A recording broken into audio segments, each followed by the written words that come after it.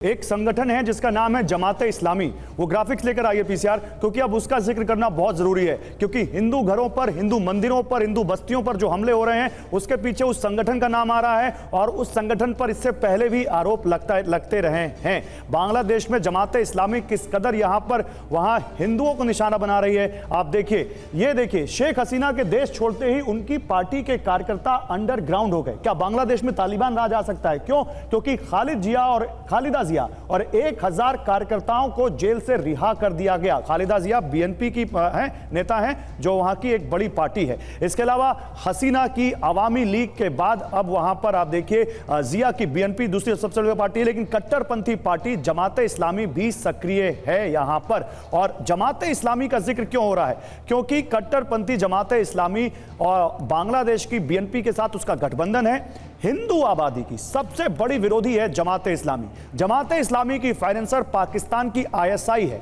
जमात इस्लामी पर हिंदुओं पर हमले और धर्मांतरण के बड़े आरोप हैं। जमात इस्लामी सरकार में शामिल हुई तो कट्टरपंथी हमले बढ़ेंगे। हिंदुओं पर मौजूदा हमले के आरोप जमात इस्लामी पर लगते रहे हैं और यह बहुत बड़ा कंसर्न है। जुनैद हैरिस साहब, क्या लगता है आपको? क्योंकि एक संकट का वक्त है बांग्लादेश में, बांग्लादेश एक बहुत बड़ी मुसीबत से गुजर रहा है, लेकिन उस बीच जब आपको सरकार बदलनी है, जब आप अपने नेता से परेशान हैं, नेता से गुस्सा दिखा रहे हैं, तो हिंदुओं को निशाना बनाने का क्या मतलब है? हिंदुओं का क्या कसूर है वहां पर? हिंदुओं को क्यों निशाना बनाया जा रहा है? ये एक फेल्योर मुल्क की, एक मजहब के नाम पर कलंकित लोगों की इससे बड़ी मिसाल कुछ और नहीं हो सकती है कि प्रॉफिट मोहम्मद सल्लल्लाहु अलैहि वसल्लम ने ख़ास तौर से माइनॉरिटीज़ के हवाले से और नॉन मुस्लिम के राइट्स के हवाले से कहा कि जो जुल्म करेगा हम उसकी तरफ से खड़े होकर लड़ाई करेंगे।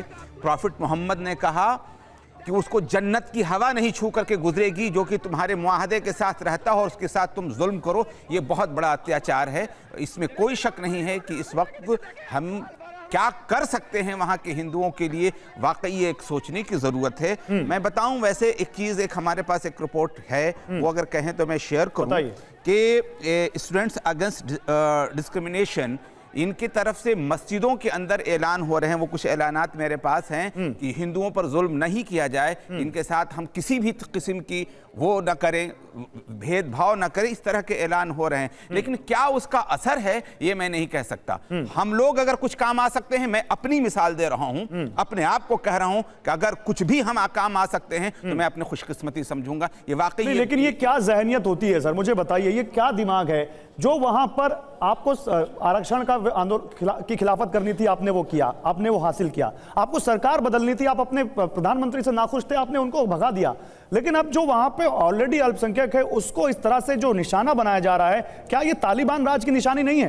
देखिए, मैं किसी भी तालिबान, पाकिस्तान और इससे हमें कुछ लेना देना नहीं, उस मुल्क के अंदर क्या हो रहा है इससे भी कुछ लेना देना नहीं। लेकिन ये क्या चीज़ है कि आप वहाँ पर रहने वाली अक़लियत के साथ जुल्म करें किसी भी तौर पर? असल सवाल ये है, हिंदुओं का क्या कसूर? और कसूर हो भी तो भी कोई भी सज़ा गवर्नमेंट देती है। अवाम को अपने हाथ में कानून लेना, ये कौन सा मजहब, कौन सी इंसानियत, कौन सी तहजीब सिखाती है? इन जाहिलों के साथ कोई, बहरहाल ये एक बहुत ही शर्मनाक पहलू है, इसके अलावा और कुछ और नहीं कहा जा सकता इसको। ठीक है, general VK Chaturvedi sir, 1970 war, आपको मालूम है जब वहां पर मुक्ति योद्धा लड़ रहे थे वहां पर बांग्लादेश के क्रिएशन के लिए, तो एक संगठन था या एक टर्म था, कुछ लोग थे जिनको रजाकार कहा जा रहा था और वो पाकिस्तान की सेना के साथ लड़ रहे थे। इस आंदोलन में भी नारे लगे, अमी रजाकार, अमी रजाकार। ये किस तरफ जा रहा है बांग्लादेश सर? आपने तो वो वॉर लड़ी है सर। गौरव, बहुत सही कहा आपने।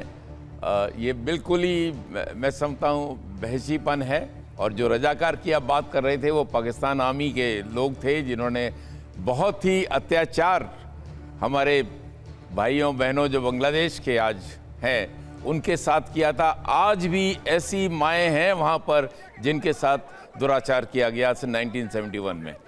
और उसके बावजूद आज जो यहाँ बहसीपन देखने को मिल रहा है, मैं समझता हूँ ये कंडमनेबल इन द स्ट्रिक्टेस्ट टर्म्स में है। निर्दोषों को, निहत्तों को, बच्चों को, महिलाओं को, बुजुर्गों को इस तरह से ट्रीट करना मैं नहीं समझता किसी भी इंसान का काम हो सकता है। ये जानवरों का काम है और इसके लिए इनकी कंडम करना बहुत ज़रूरी है। बिल्कुल।